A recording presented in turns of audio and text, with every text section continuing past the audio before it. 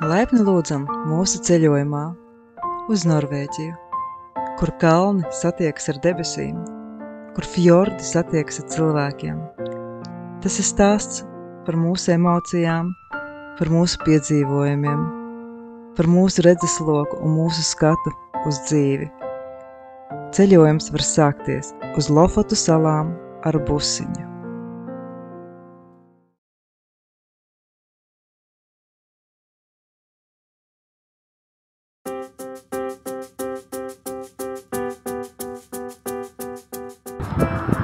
Mēs dodamies kāpt 2000 soļus vertikāli. Ārā ir vējš. Nē, augsts vēl nav, bet ārā ir vējš. Un tur ir mākoņi.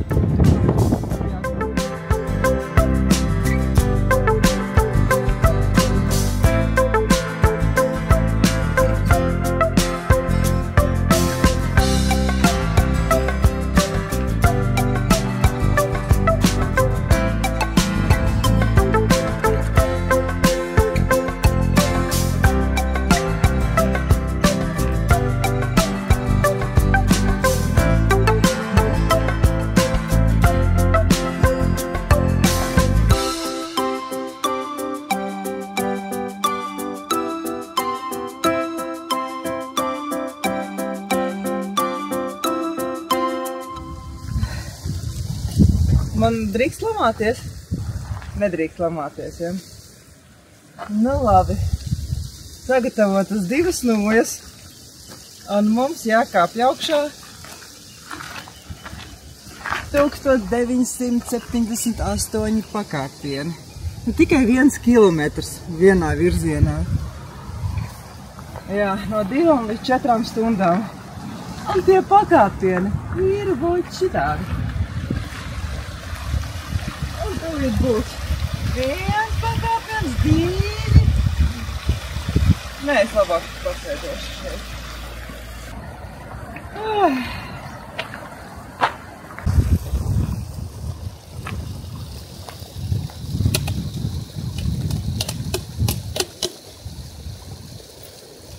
Vai jau silts ir? Nu tā, nu labi. Kā tur saka, jā?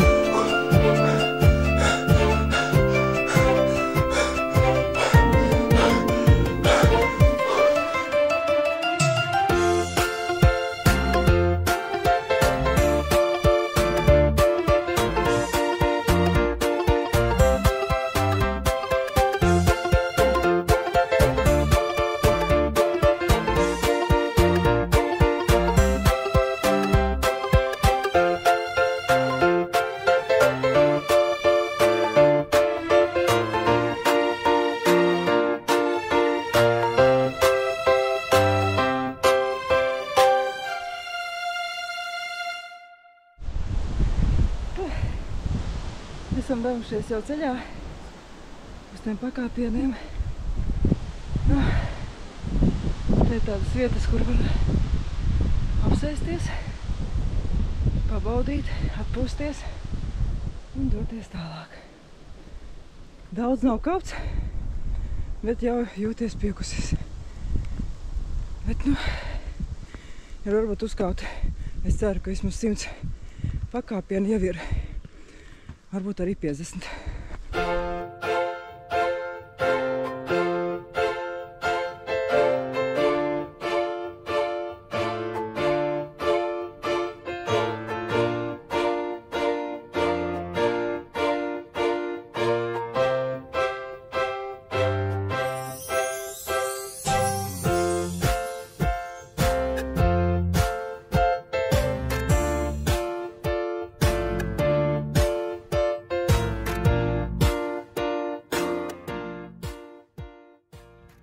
Kaut kādu pusstundu ir kāds. Ir nežēlīgi jau karsti. Es esmu izvēlējusies nepareizo jaku, jo man likās, ka lejā baigi pūtīs vējš. Likās, ka šeit arī būs. Līdz ar to es esmu caurslapja.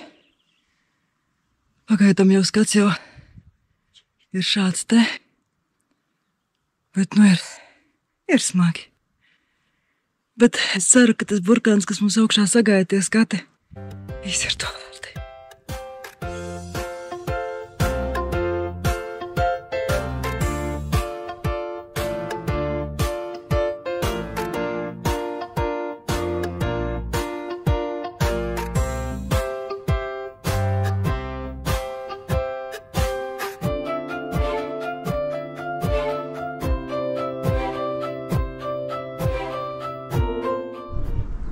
Nu, ko, kā saka, trakajiem pieder pasaule.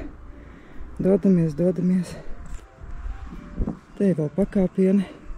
Un mūsu mašīnīte tur kaut kur ir neparkota. Bet šitas ir tikai pusceļš. Vēl uz priekšu ir kaut kur tur jākāpja.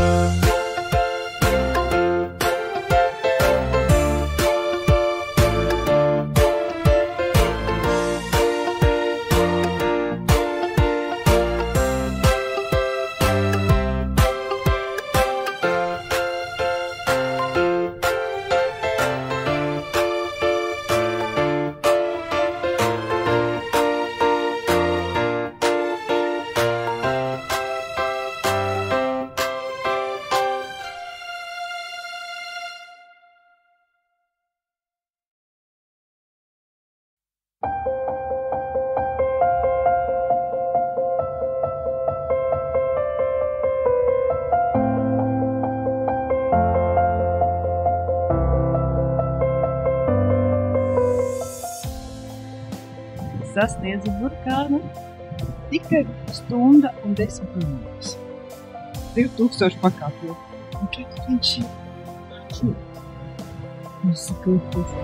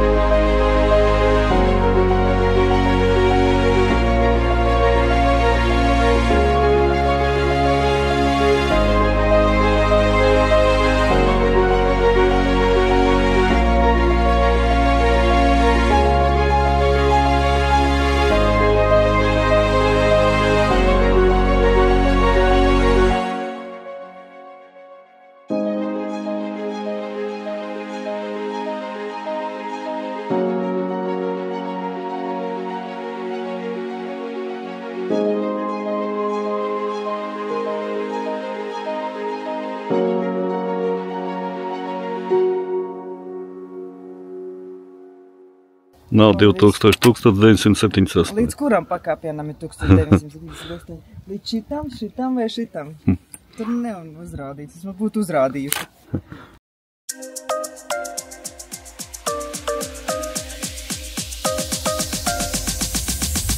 Kamēr kāpsim lejā, pastāstīšu vienu interesantu lietu par šo taku. Šī taka kādreiz bija ļoti bīstama. Stāvs, slidens un nogruvumiem pakļauts kalns. Tieši tāpēc no 2014. gada līdz 2019. gadam talkā nāca šerpi no Nepāles, kalnu taku meistari, kas Isenis būvējuši ceļus Himalajos. Ko viņi izdarīja? Viņi izveidoja 1978 granīta akmens pakāpienu, kas ved augšu līdz pašam skatu punktam. Katrs akmens tika nesu un liks ar rokām, un daļa no tiem sver pat 30–40 kg. Tā bija milzīga fiziska slodze, bet rezultātā droša un stabila taka, pa kuru ik gadus kāp tūkstošiem cilvēku. Nepāles šerpi izvēlēti tāpēc, ka viņiem ir unikāla pieredze kalnu taku būvēšanā. Pateicoties šerpiem, Reina Bringena no bīstama piedzīvojuma pārvērties par drošu piedzīvojumu.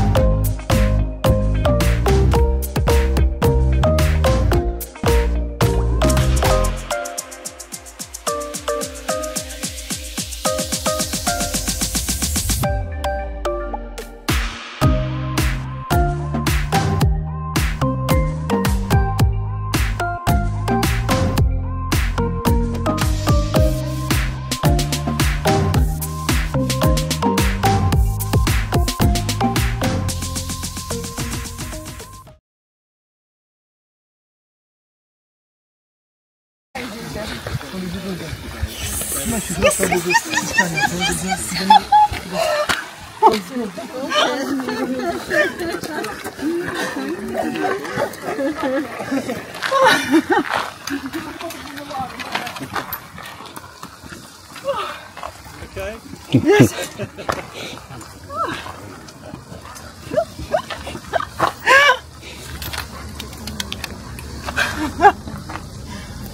Oh, tas bija labi.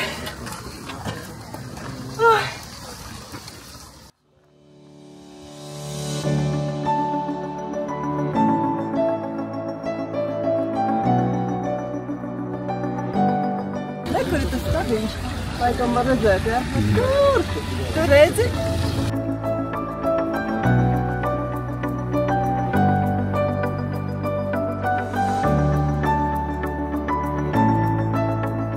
Nokāpjot, protams, ka kājas trīc un prieks ir milzīgs par to, ka esam to izdarījuši, un kopā mums aizņēma tas viss 3 stundas.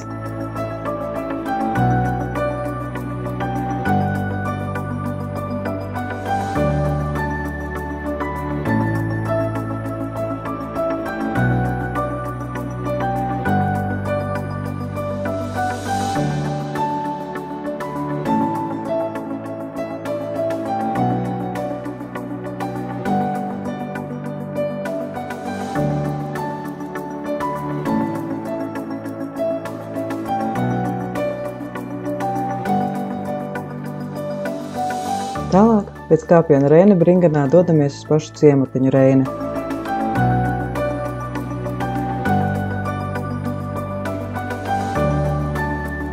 Reini uzskata par vienu no skaistākajiem un populārākajiem ciematiem Lofotu salās, un bieži to sauc par Norvēģijas vizītkarti.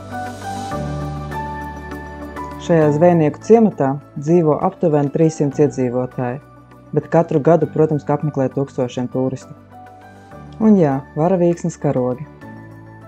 Lofotu salās diezgan daudz redzējām šos karogus. Tas nozīmē to, ka viņi ir atvērti pret visiem. Un pat tur mēs bijām uzkāpuši augšā, lai redzētu skatu uz pilsētu. Reina ir kā dzīva pastkarte, fjordi, kalnu zobi un košās mājas. Padara to par vienu no visvairāk fotografētākajām vietām visā Norvēģijā. Un, protams, mājas ar zāles jumtu arī te var sastapt. –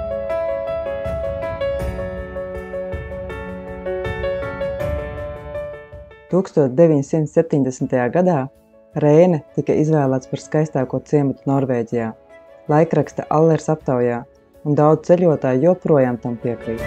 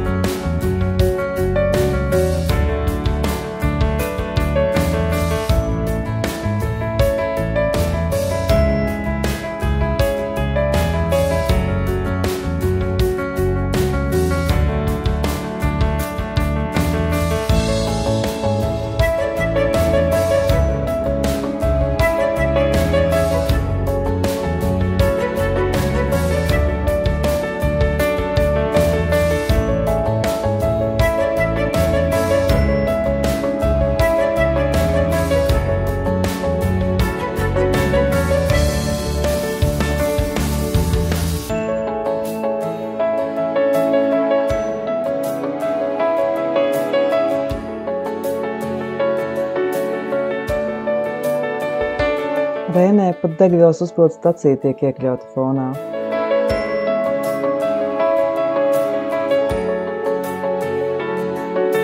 Šis ciemats ir tik mazs, ka to var izstaigāt 10 minūtēs.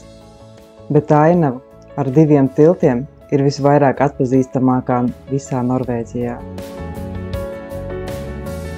Šie tilti, kuru bieži redzam fotogrāfijās, tie savieno mazo salu ar lielāko ceļu tīklu. Braucot pa E10 ceļu, tiltis šķiet kā izgriezt no gleznas, jo fonā paceļ stāvie kalni un fjords.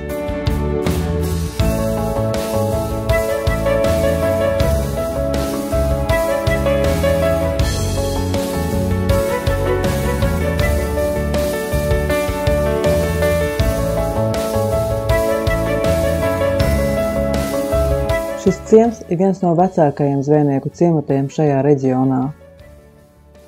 Un vēsturiski bija viens no spēcīgākajiem mencu zvejas ciematiem. Šodien daļa zvejnieku namiņu ir atjaunoti un izīrēti turistiem. Tā ir iespēja dzīvot īstā zvejnieku mājiņā ar skatu uz fjordiem.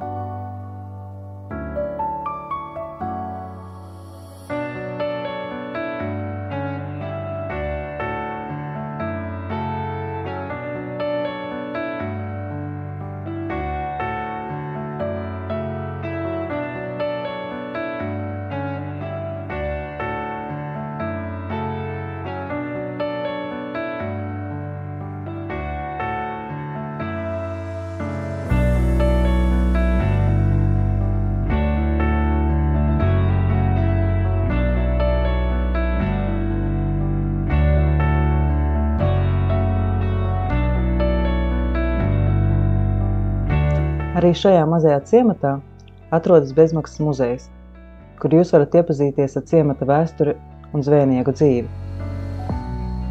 Muzejs nav liels, izstaigāsiet ātri.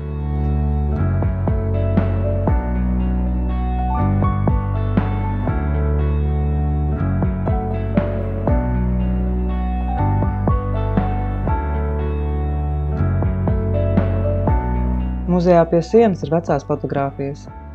Atradīsiet arī zvejnieka laivu un, protams, arī mencu galvas. Te arī ir viesu grāmata, kur var ierakstīt savu atsauksmi vai pateicības vārdus.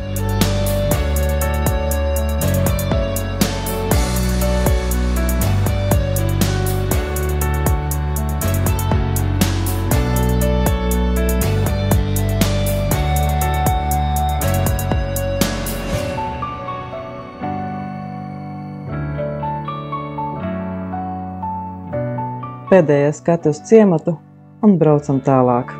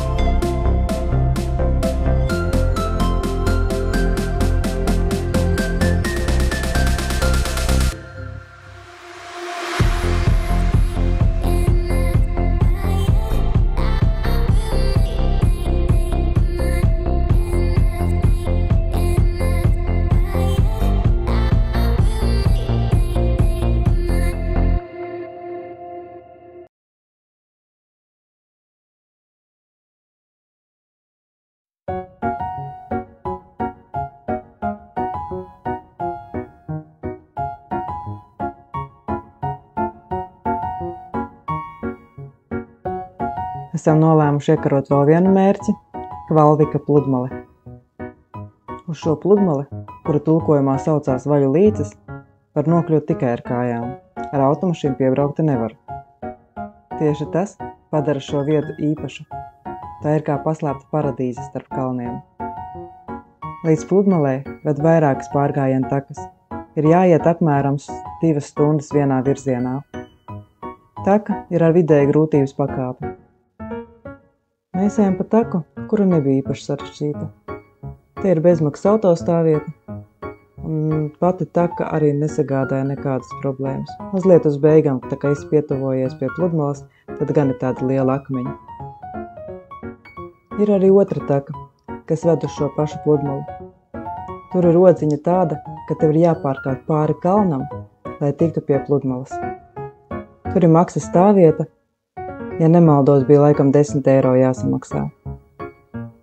Šodien mēs jau uzkāpām vienā kalnā, tāpēc negribējām kāpt vairāk otrā kalnā un izvēlējāmies mazāk sarežģītu taku.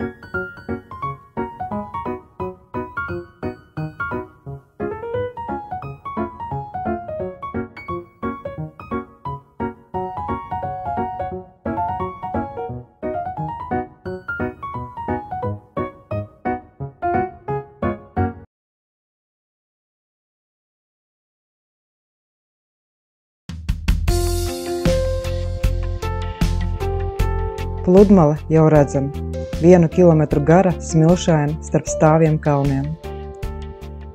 Okeāna viļņi šeit ir spēcīgi, tāpēc peldēšanās ir bīstama, bet vieta ir ideāla atpūtē, fotografēšanās un telts uzsliešanai.